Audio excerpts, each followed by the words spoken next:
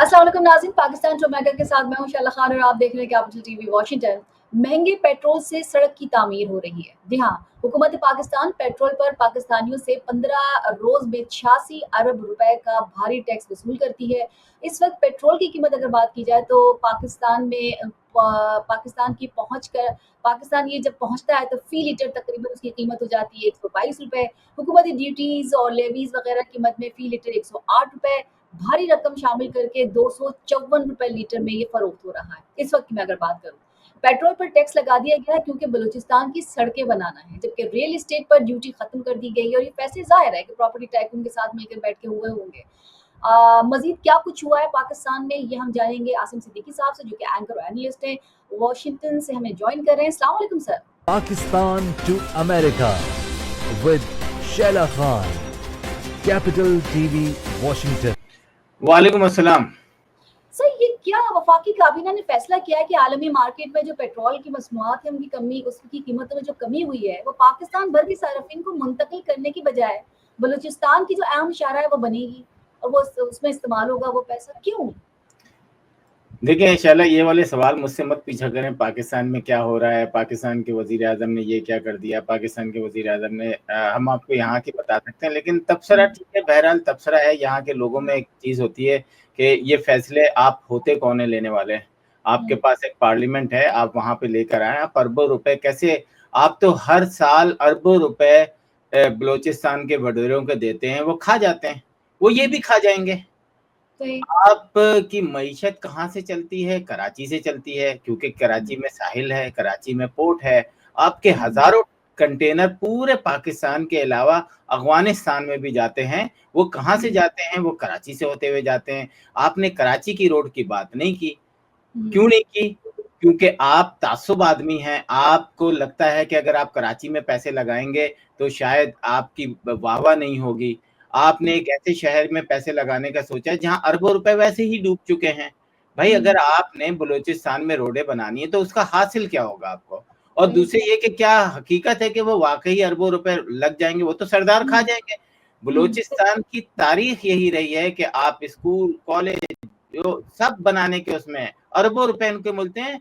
और मैंने तो यहाँ तक भी पढ़ा है कि जो एमएनए एमपीएस और सेनेटर्स को अगर $2 मिलते हैं तो बलूचिस्तान वालों को $4 मिलते हैं, मतलब बजट में या हर जगह से। तो आप होते कौन है? मुझे हैरत होती है कि ये जो हमारे यहाँ वजीर आजम की वाह वाह करने वाले लोग होते हैं, कम से कम उनके गलत कामों पर भी तो वो उठाए ना आवाज। ठीक है, हमें पीटीआई से प्रॉब्लम है, हमें पीपल्स पार्टी को, मुस्लिम लीग नून से भी प्रॉब्लम है, लेकिन ये खाने पीने में ना सब बराबर में एक साथ खड़े हो जाते हैं। मैं समझता हूँ पीटीआई वाले भी इस पे क्यों नहीं, आपके 100 लोग हैं वो आवाज उठाएं, पीपल्स पार्टी वाले आवाज उठाएं कि आप होते कौन है अरबों रुपए देने वाले। आप पार्लियामेंट में आए, मैं समझता हूँ पार्लियामेंट में अगर 2/3 की मेजोरिटी से ये पास हो जाता है कि हाँ जी आप ये अरबों रुपए बलूचिस्तान में लगा सकते हैं, आप लगाएं। वरना आप एक ऐसे शहर पे लगाएं जहां के आप अगर पहले फर्ज करें 5,000 कंटेनर चलते थे, अगर आप एक अच्छी मेट्रो बना देते हैं, एक अच्छी हाईवे बना देते हैं 4 लाइन की, हो सकता है आपको 10,000 कंटेनर हो, आपको वहां से फायदा मिल रहा हो।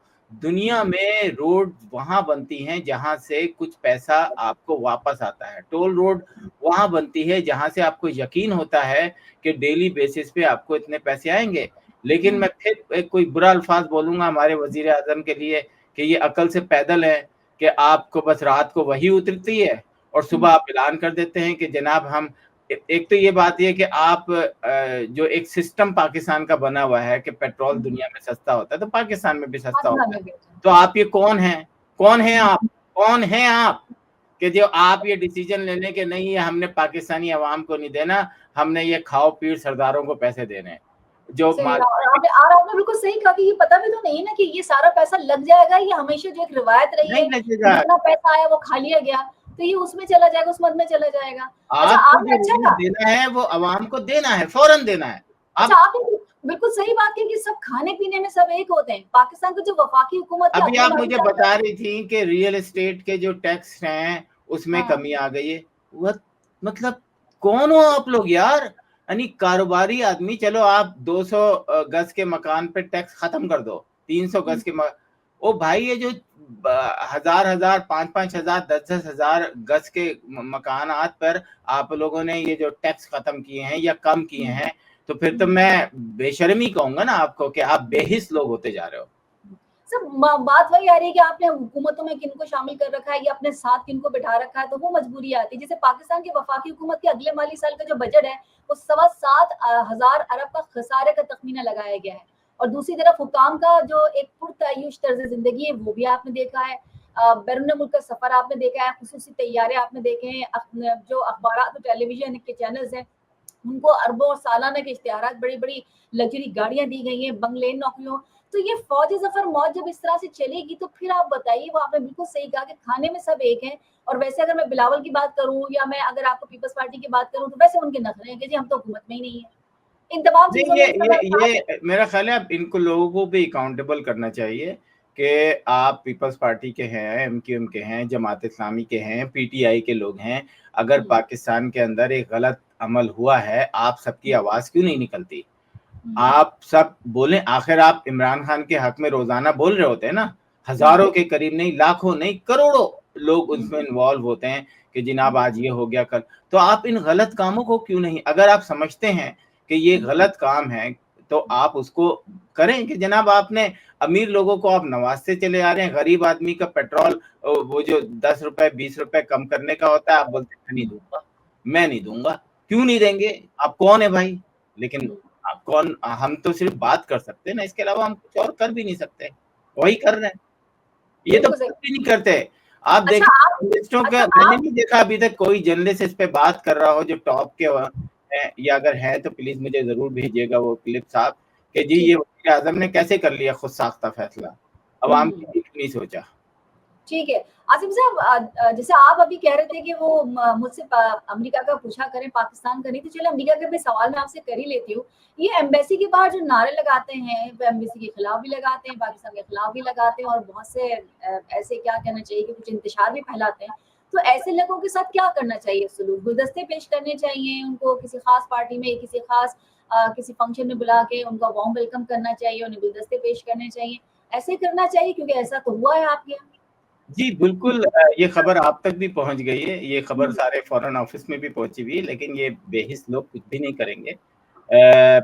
मुझे हैरत होती है कि इवन पीटीआई के अंदर भी आप वो लोग जो कि एक वक्त के लिए सदर के लिए खड़े हो रहे थे और उन्होंने 2 ग्रुप बना लिए थे और बाकी दूसरे ग्रुप को गालियां दी जा रही थी, उसकी गंदी बातें, उसकी अच्छी बातें एक दूसरे को लोग वो कर रहे थे, बाकायदा 2 ग्रुप बन गए थे, आपस में दुश्मनियां हो गई थी। लेकिन एक साहब जो प्रेसिडेंट के लिए खड़े हो रहे थे, उन्होंने अंडर द टेबल सेटलमेंट कर ली, जाके घुटने टेक दिए पाकिस्तान एम्बेसी के अंदर कि जी मुझे माफ कर दो, मैं तो आपके साथ हूँ। और उसके बाद जो उन्होंने 500-600 लोगों को लड़वाया था दूसरे से, उनका नहीं सोचा उन्होंने कि वो उस वक्त क्या कर रहे थे। तो हम अभी कुछ दिन पहले इसी पे बात कर रहे थे, तो एक साहब यही कहने लगे मुझसे कि यार ये क्या है आसिम, कि आप तो हैं, हमें तो आपने दूसरे ग्रुप से उनकी बातें बता के, नफरत बता के, उसके दिल में हमारे में शक पैदा कर दिया और खुद आप दूसरे दिन उसके साथ खाना खा रहे हैं। तो यही हर पीटीआई के एक उसने की कि जी इमरान खान हमारा आखिरी वो है, इमरान खान ये है, इमरान खान वो है, और अब आके एम्बेसी के अंदर एक गुलदस्ता उनको दिया जा रहा है। और इसमें मैं आपको बताऊं, इसमें हमारे पाकिस्तान एम्बेसी के जो कौंसल जनरल हैं और जो हमारे एम्बेसी के एम्बेसडर्स हैं, रिजवान शेख साहब, उनको भी जरा गौर करना चाहिए कि हमारे यहाँ एक वो बन गया है कि जी किसी एम्बेसी का अमला जो है वो इन्वॉल्व होता है पॉलिटिक्स में, और वो क्या करता है कि वो बाद में यहाँ पर रहने के लिए लोगों से ताल्लुकात बनाए जाते हैं, लोगों के घरों में खाने खाए जाते हैं, फिर उनको एम्बेसी बुलाया जाता है अपनी सोर्सेज यूज करके।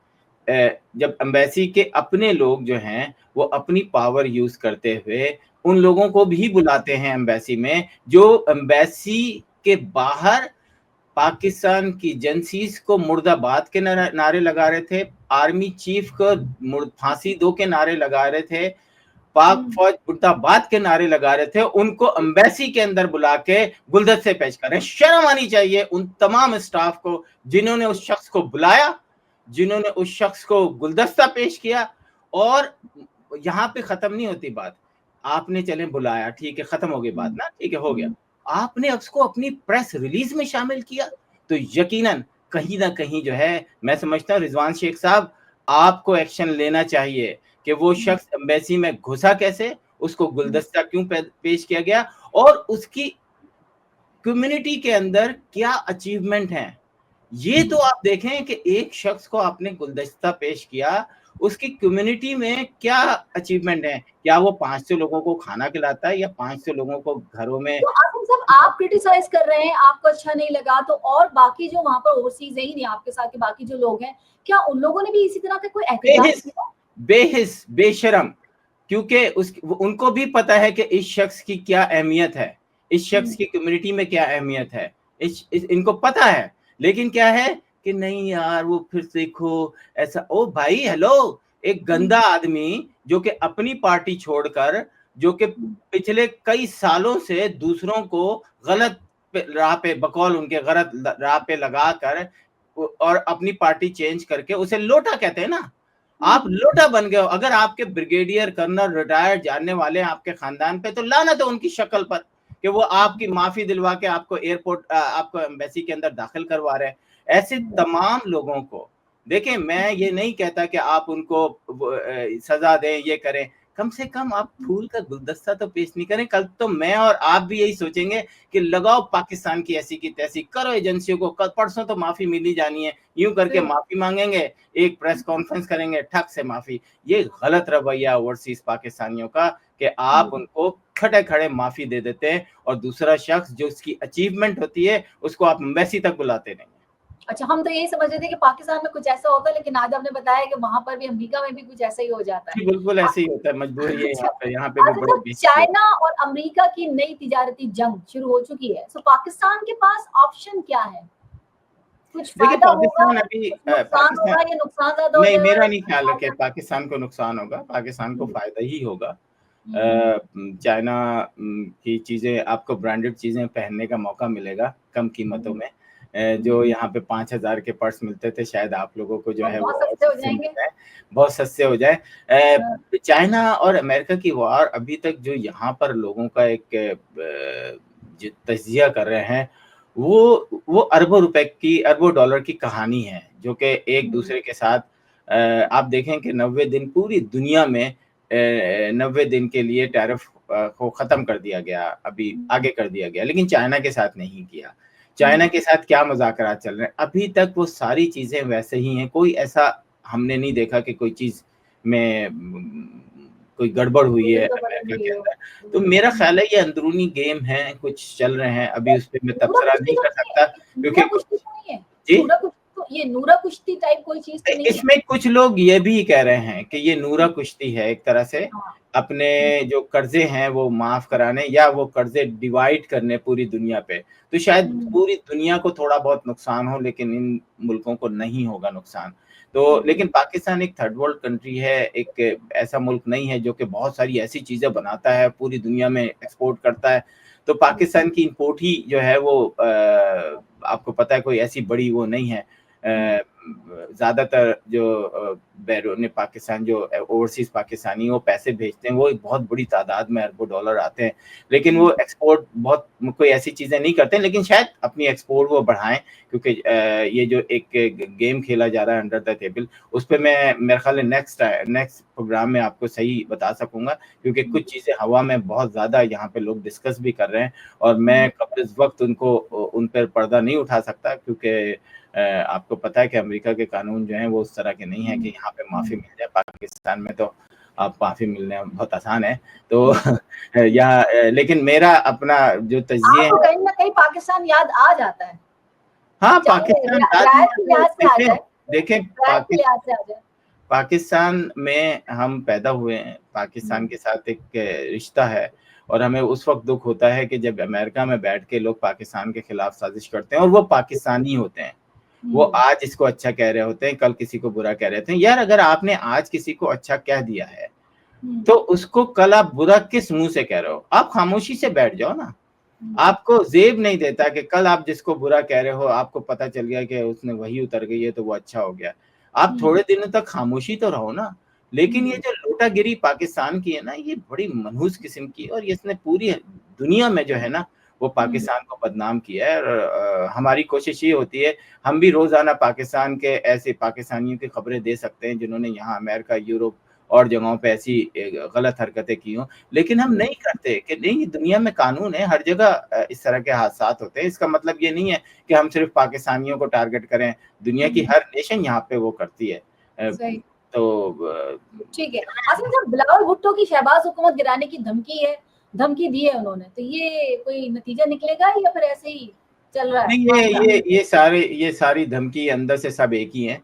अगर ये अंदर से सब एक नहीं होते ना, तो आज आपको बिलावल भुट्टो जो है ना वो आपको नजर आते कि जनाब आप होते कौन हैं, ये आपने कैसे डिसीजन ले लिया कि अवाम के पैसों पर आप डाका डालें कि जी हम जो है वो 15 रुपए 20 रुपए कम नहीं कर रहे पेट्रोल पे, हम बल्कि ये शाहरा बनाएंगे, ये करेंगे, वो करेंगे, सब फ्यूचर में करेंगे, और फ्यूचर में कुछ होने वाला नहीं है, क्योंकि इससे पहले इस वक्त जो पाकिस्तान के हालात है ना, वो मेरे ख्याल में हुकूमत ना बिलावल कर रहे हैं ना शहबाज कर रहे हैं, बल्कि मैं कहूँगी हुकूमत जो बिलावल और शहबाज साहब की हुकूमत या नून लीग की हुकूमत, जिसको भी कह लें आप, मुझे लगता है ये दोनों नहीं कर रहे हैं। जो कर रहे हैं वो कर रहे हैं, उनकी वजह से ये खामोश होना इनको पड़ता है। नहीं शैला, अगर हम देखें जो फ्रंट पर आके खेलता है ना वही प्लेयर होता है ना, उसके पीछे क्या चल रहा है, उसके पीछे क्या कहानी है। मैं अगर यहाँ पे एक अल्फाज बोलूं कि कोई ऐसी बात बोल दूं, मैं रिस्पॉन्सिबल होऊंगा ना। आप ये नहीं कह सकते कि जनाब वो प्रोड्यूसर था ना उसको सजाए मौत दे दो, उसने ये किया। नहीं, एक ऐसी बात मैंने बोली है अपनी जिम्मेदारी से ना, प्रोग्राम में लिखा हुआ आता है ना कि जो हमारे आ रहे हैं गेस्ट, हाँ, तो आप शहबाज गिल मुझे याद आ गया, मतलब आजकल इतना नाम हो रहा है उनका, शहबाज शरीफ जो है वो रिस्पॉन्सिबल हैं इन सब चीजों के, चाहे उनके पीछे कोई भी हो, वो वजीर आजम है।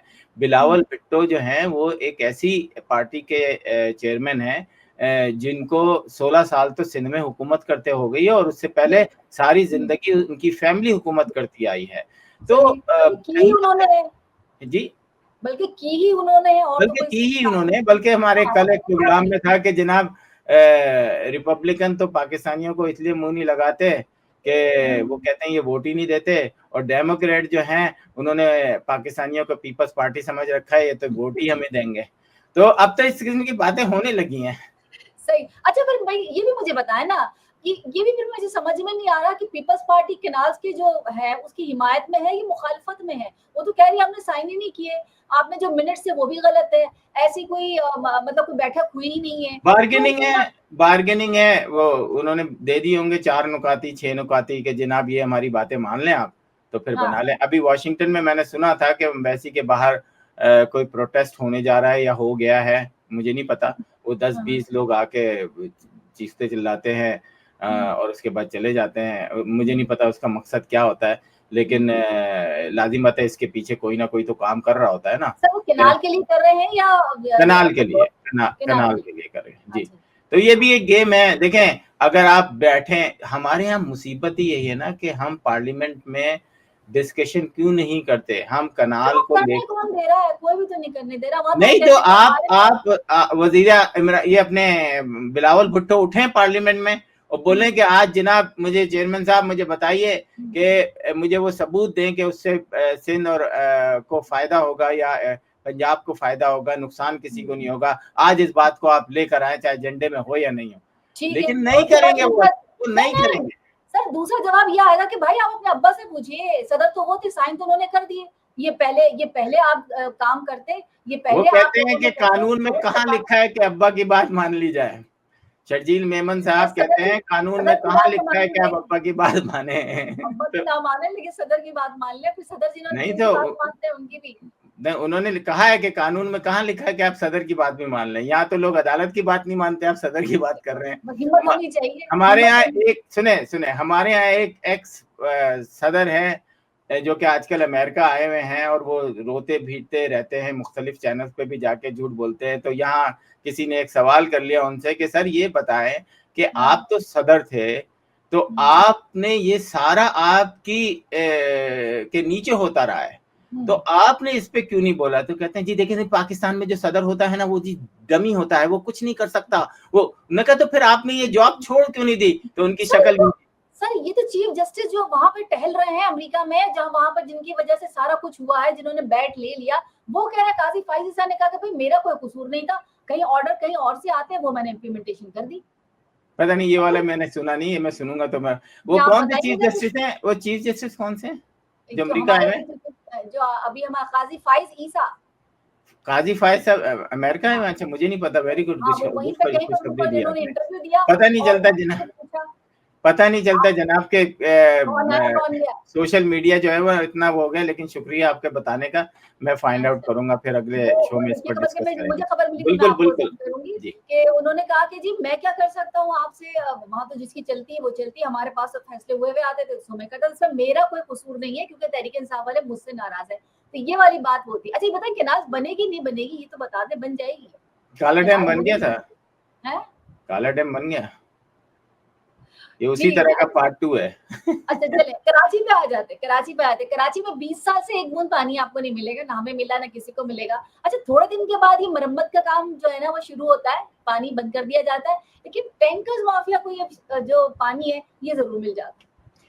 नहीं समझ देखिए, में नहीं आया। ताबिश हाशमी का एक प्रोग्राम मैं देख रहा था, हाँ, जिसमें उन्होंने बड़े बार बार ये हो रहा था जी क्रिकेट के लोग क्यों नहीं देखने आ रहे, क्रिकेट हाँ, के लोग स्टेडियम में भर क्यों नहीं रहे। तो उसने सही कहा इतना उन्होंने, अच्छी बात की ना, सही कहा उसने उन्होंने। कहा कि एक रोड आपने खोदी हुई है 3.5 साल से, हाँ, और वो रोड बड़ी इंपॉर्टेंट है, फिर आप हम्म, 3 किलोमीटर पे रोक देते हैं लोगों को और कहते हैं पैदल जाओ, कोई हम्म, पार्किंग का निजाम नहीं है, इस पूरे स्टेडियम में बाथरूम का कोई इंतजाम नहीं है।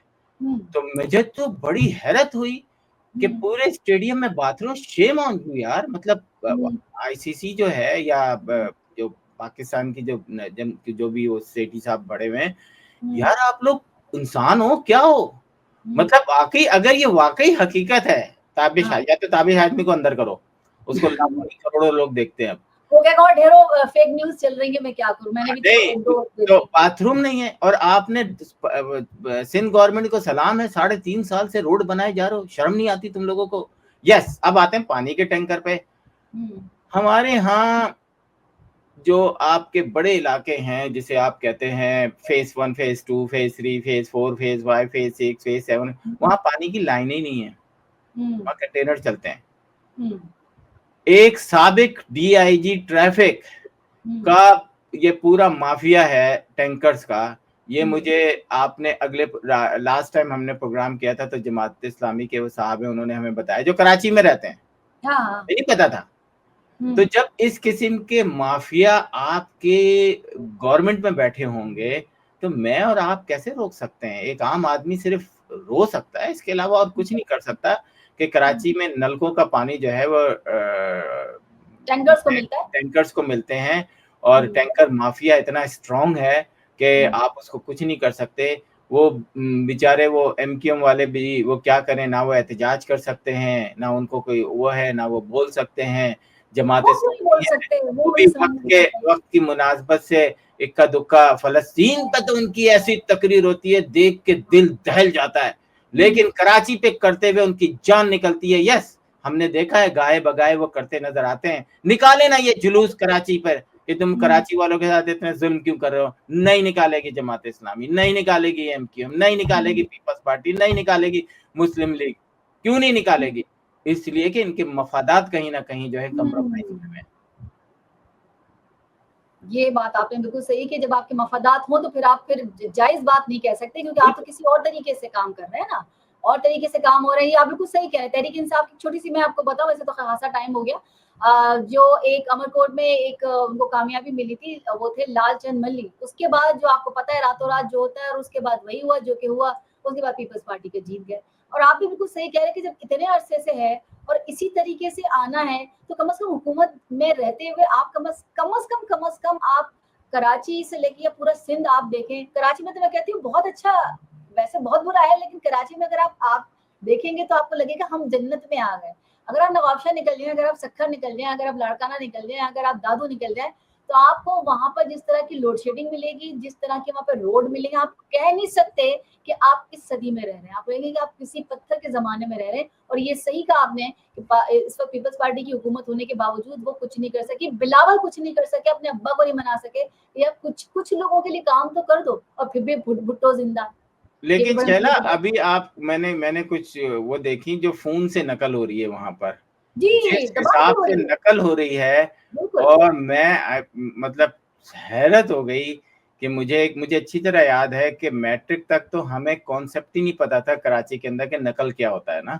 हुँ। इंटर में आके हल्की-फुल्की शुरू हुई, फिर उसके बाद थोड़ा बहुत बढ़ता गया। लेकिन अब तो आपके पास कोई मसला ही नहीं है, चैट जीपीटी है, है, आप 2500 पूछे रेट लिखे है, का आंसर आपके पास है। और 2500 का रेट है, मैं बता देती हूँ, ढाई मेरे कुछ कज़िन्स कर रहे हैं 9th और मैट्रिक, 2500 का पर पर्चा आपको कराएँगे।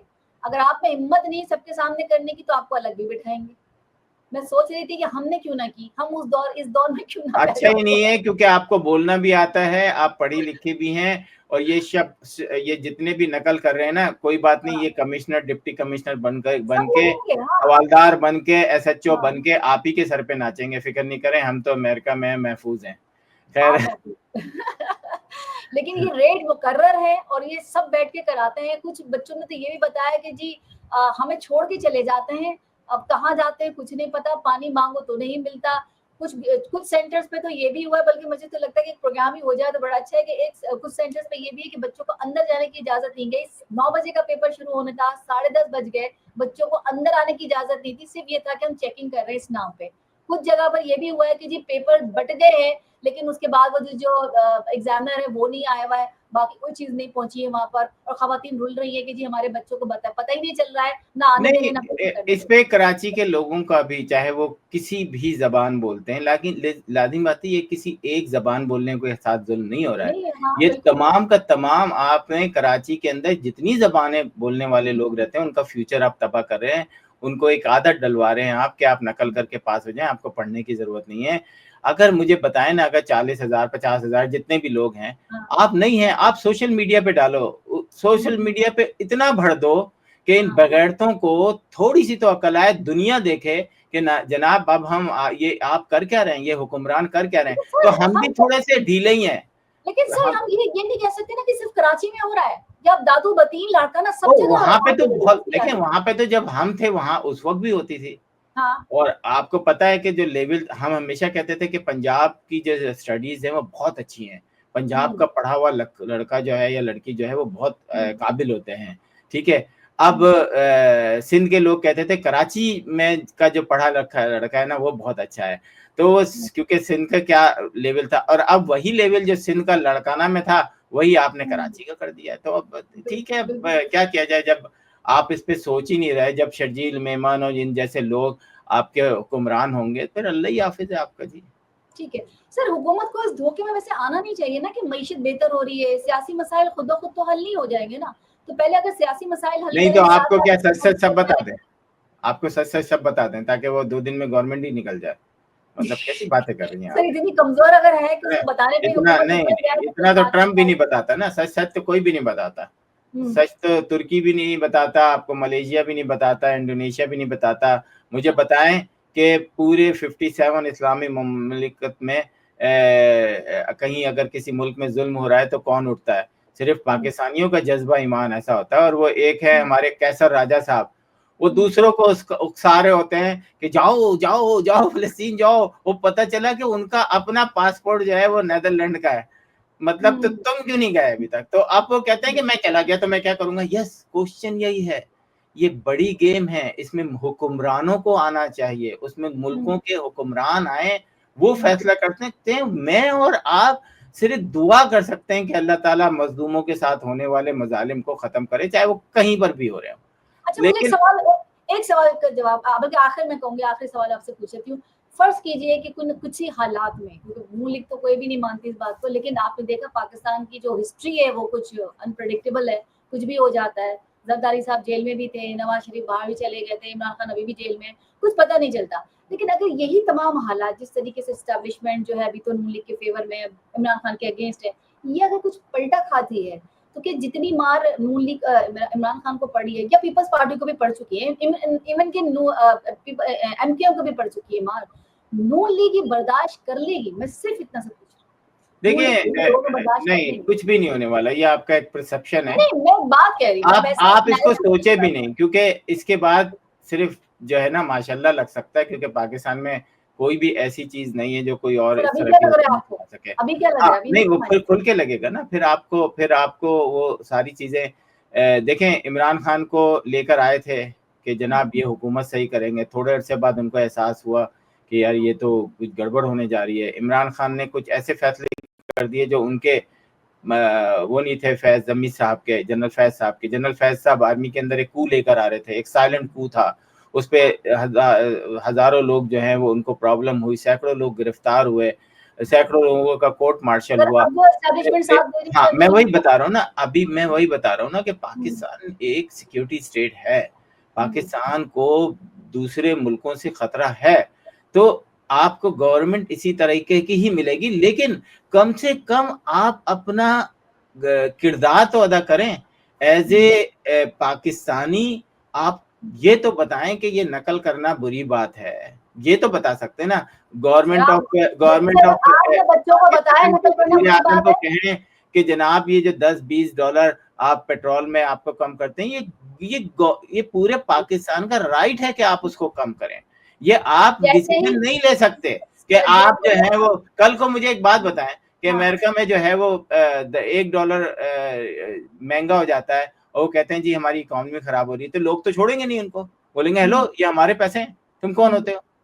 तो भाई ये क्यों नहीं पूछते, बिलावल क्यों नहीं पूछते? पीटीआई वाले 100 लोग हैं ना, 93 अभी भी है ना, पीटीआई तो मैं क्यों नहीं बता दूं पूछते? आपको, पीटीआई तो भाई पिटने की वजह से कि उसको ने नहीं, वो किया और दफा जैसे 144 नहीं, आप देखिए बिलावल पार्लियामेंट के जो अंदर तो हुकूमत आप में जो पूछेंगे बिलावल वो जो हुकूमत रिकॉर्डेड में है। वो निकल जाए, जो एमकेएम हुकूमत से निकल जाए, सबसे अच्छा काम यही कि आप हुकूमत से निकल जाए। नहीं, आप जो हुकूमत आप में बैठे सिस्टम भी में हैं, रह के मजे भी ले आप, रहे हैं। मेरा इससे इख्तलाफ है। मैं हमेशा यही कहता था कि इमरान खान की सबसे बड़ी गलती ये है कि पंजाब हुकूमत को उसने छोड़ा, बलूचिस्तान हुकूमत को छोड़ा, गिलगित बलूचिस्तान को छोड़ा, आपने कश्मीर को छोड़ा, अपनी हुकूमतों को छोड़ा। आप सिस्टम में रह के लड़ सकते हैं, सिस्टम में बाहर रह के नहीं लड़ सकते। सर वहाँ तो नेशनल असेंबली से भी लोगों को उठा लिया गया, क्या सिस्टम में रहेंगे?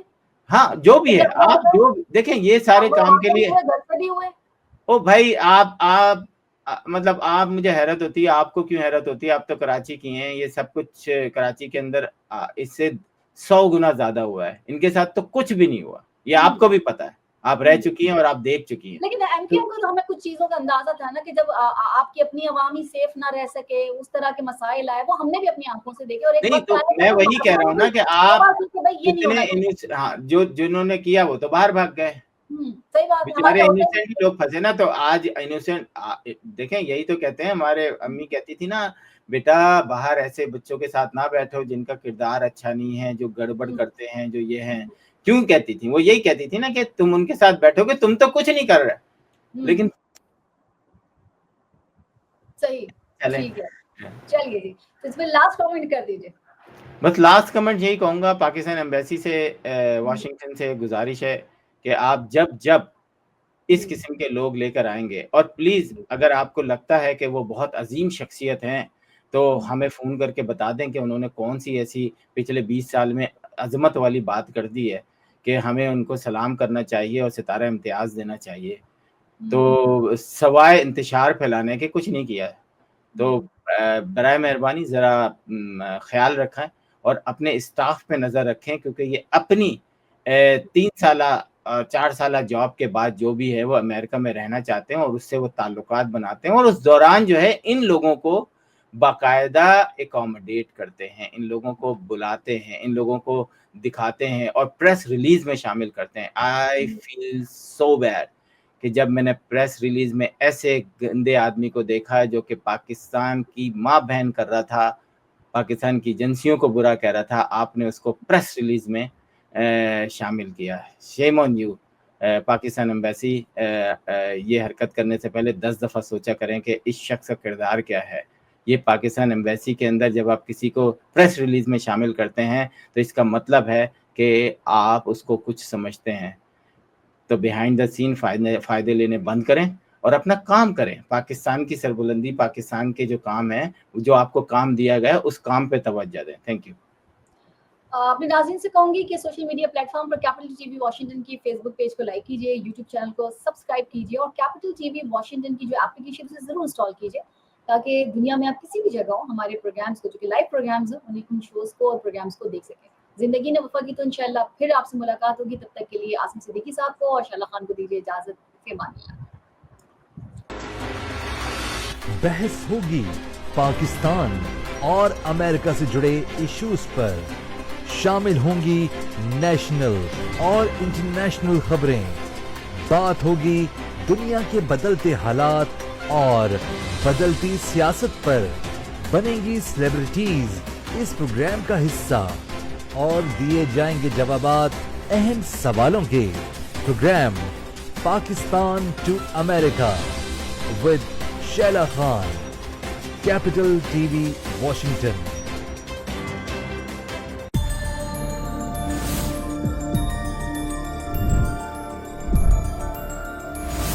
You are watching Capital TV Washington, the best South Asian TV channel in North America.